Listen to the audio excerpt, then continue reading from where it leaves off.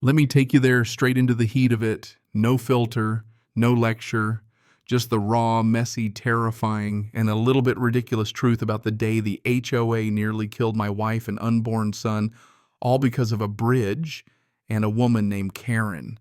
You ever see someone weaponize trash? Yeah, that happened to us. You might laugh, but when you're staring down a mountain of garbage with ambulance lights spinning on the other side, trust me, it's not so funny. So let me back up a sec. If you want to know how a little wooden bridge turned into a war zone, here's how it all went down. My name's John Hale. I grew up on this patch of land they call Hale Acres, third generation, boots on dirt, every fence post hammered by hand, every memory tangled up in barbed wire and sweat. Around here, we don't measure wealth in square footage or how straight your hedges look. We measure it in sunrises, the creak of the barn at dawn, the way the gravel sounds under your boots when you're heading out before coffee. My granddad built this place coming out of the Dust Bowl. He always said the land owns you as much as you own it. The older I get, the more I believe it. Now there's a bridge on my property, a simple wood span over the Thompson River built, because this is the only place for 5 miles where the river runs deep and slow. It's the artery that keeps us alive. We've survived floods, wildfires, medical emergencies because of that bridge. Lose it, and we're cut off a solid hour's drive over hills and ruts to the nearest real road. On the other side of the river, there's River Glen, a picture-perfect HOA development. Cookie-cutter houses, mailboxes lined up like teeth rules about everything from grass length to mailbox color. It's the kind of place where everything looks like it's just waiting to be on the cover of a home and garden magazine. And if it's not Karen Summers, the president will be on you in a hot second with her clipboard and her fake smile. Karen, where do I start? The woman's got edges like a kitchen knife and a tone that could sour milk. She showed up one Monday outfit so crisp it looked like she'd never even seen dirt, carrying her clipboard like a badge. Mr. Hale, we need to discuss your bridge, she says, like it's the world's biggest emergency. Behind her are 2 HOA board members looking terrified and righteous all at once. I wipe my hands, play it polite. Morning, Karen. What's the problem now? She doesn't even wait. Just launches into this whole thing about how my bridge is blocking their plans for a waterfront community project. Docks, piers, kayak launches the works. Investors lined up, permits in progress. But the only place they can build it, the only place is right where my bridge is. Obstruction, that's the word she uses. Not your private bridge or your property. Obstruction. Like my family's lifeline is just a bit of clutter. They tell me I have 72 hours to remove it or elevate it. I just tell her no, plain and flat like gravity. She twitches, tries to threaten me with HOA timelines and investors and progress. I say, then your community can build somewhere else. She stomps off, muttering about making me come around. That's when I knew this wasn't going to be over quick. You ever get that feeling when a storm's coming and you don't hear thunder yet, but you know it's out there? That was me. A couple nights later, I'm walking the river to clear my head, and I see headlights slow and sneaky on the River Glen side. Karen's out there with her treasurer, Craig Mills, who's usually the kind of guy that sweats over $5 at the bake sale, but tonight he's all nerves and anger. They're arguing. Craig says they're 20 grand into permits and filings. If they don't break ground by the first of the month, the investors bail, and he's not taking the fall. Karen snaps back. He's stonewalling us. I'll handle it one way or another. Craig threatens make him. I'm not going to prison for a kayak pier. And then he's gone, leaving Karen on the riverbank staring at my bridge like it's the only thing standing between her and immortality. It gets quiet for a bit after that, too quiet. Next day I find an orange laminated notice on my door, environmental violation. According to the HOA, my bridge is now a hazard and a visual disruption. I almost laugh. Later, 2 men show up pretending to be bird watchers but snapping photos of my property lines. Contractors, surveyors, whatever. Not welcome.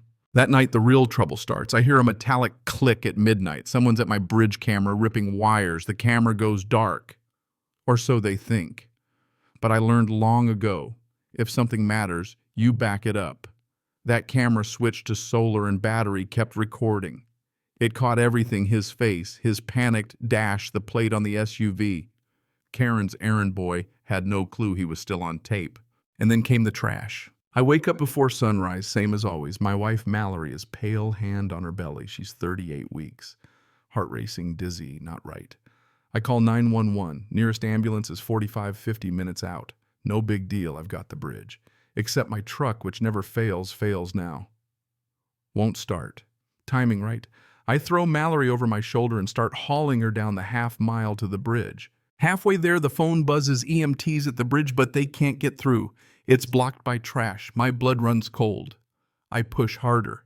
When the bridge comes into view, I stop. Dead mountain of garbage, piled high bags, broken furniture pallets, even a sun-faded kayak with a River Glen HOA sticker right on it. The ambulance is on the far side, lights spinning, siren pulsing like a heartbeat, but completely stuck. EMTs try to climb the pile, cutting themselves on metal and glass, slipping on slick bags. They finally get to us, but my wife goes limp in my arms. They work fast oxygen IV stretcher, but every step dragging that stretcher over the trash is like pulling a boulder through quicksand. Blood smears on the metal as they fight their way through. Finally, we make it. They load her in, the doors slam, and we're off to the hospital, sirens screaming. I turn and look back, crimson streak on a jagged metal beam, fresh bloodproof. Karen didn't just block a bridge. She drew blood. Now I've got her.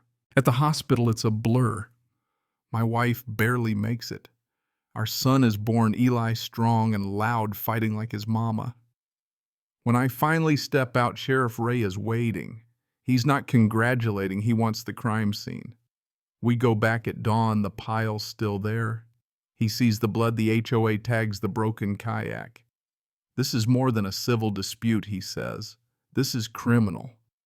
We watch the camera footage, the truck headlights off, 3 silhouettes dumping trash, the logo clear. Ray's face is stone. Somebody's going to jail. He confronts Glen Waste Services, gets the invoice paid with the HOA discretionary fund signed by Karen and Craig. We lay out all the evidence, blood trash contracts, video tags, you name it.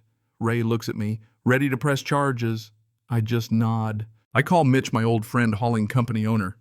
I tell him I want the trash gone, but not just gone, delivered to River Glen. He laughs. A couple hours later, there's a perfect pyramid of trash at the HOA entrance kayak. On top, a sign, "Return to Cinder River Glen, HOA, please claim your property." I swear I heard angels sing.